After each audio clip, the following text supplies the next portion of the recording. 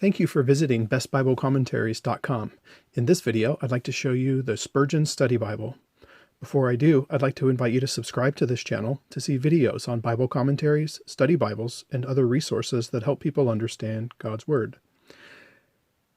C.H. Spurgeon, or Charles Haddon Spurgeon, was an English pastor and preacher in the 19th century. He was born in 1834 and he died in 1892.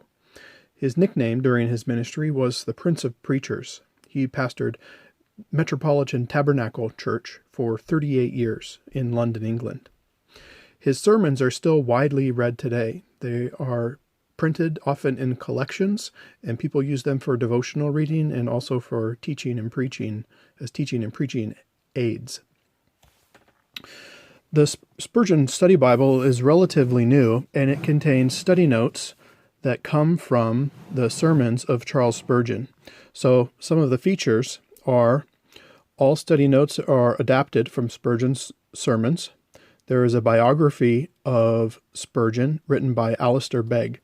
Alistair Begg is originally from Scotland, and I believe that the church he pastors is in Cleveland, Ohio.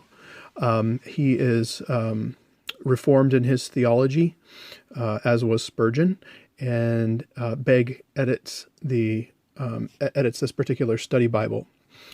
Other features are extracted sermon illustrations placed on the same page as the associated biblical text, sermon notes and outlines in his own handwriting. I'll show you one of those in a moment.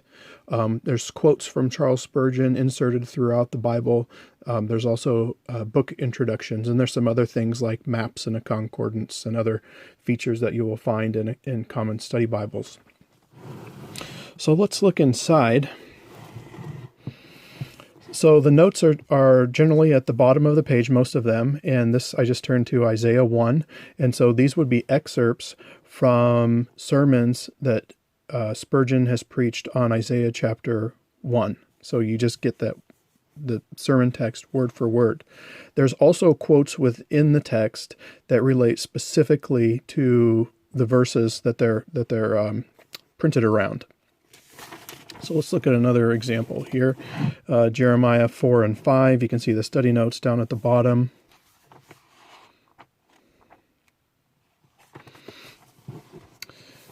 Ezekiel 12 and 13. There's some study notes here. Here's a quote, and there's a note here that says the quote is related to chapter 12, verse 27. So those kind of side notes, those inserted notes, quotations, I should say, are found throughout the study Bible. Here's an example of a book introduction from Amos. The book introductions, though, I believe are from Begg. They're not from Spurgeon. But let me show you. Okay, here's an example. Now, I have never seen this before in a study Bible. I have never seen anything close to this, and it's just fascinates me who had this idea to do this. So I turn to Matthew 26, and this page, I know you can't see the lettering in the video, but this is a copy of Spurgeon's notes on Matthew 26:38 in his own handwriting.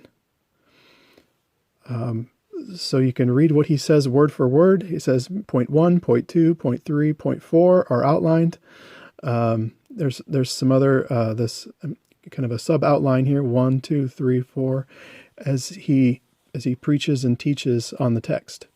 Now, what we have on this side is the printed word-for-word copy of what's found on this page. So because this is a copy of his actual penmanship, it can be a little bit tricky to read some of the words. It's printed fine in the study Bible. It's just that it's partially his penmanship, partly the style of his penmanship, and partly the print copy also. But word for word, you can see here is exactly what he says here. So you have the main point and second point, and then you have the 1, 2, 3, 4, and the subpoints 1, 2, 3, 4. And so you get his actual teaching on Matthew 26:38, and you can see the actual page that he he was preaching on. That's just amazing to me that someone had the idea to put his actual work in the study Bible, his actual writing in the study Bible. Let me just show you one other example of that. John 7 has one. There we go. This one's called The Eloquence of Jesus, and it's John 7:46. The officers answered, "Never man spake like this man."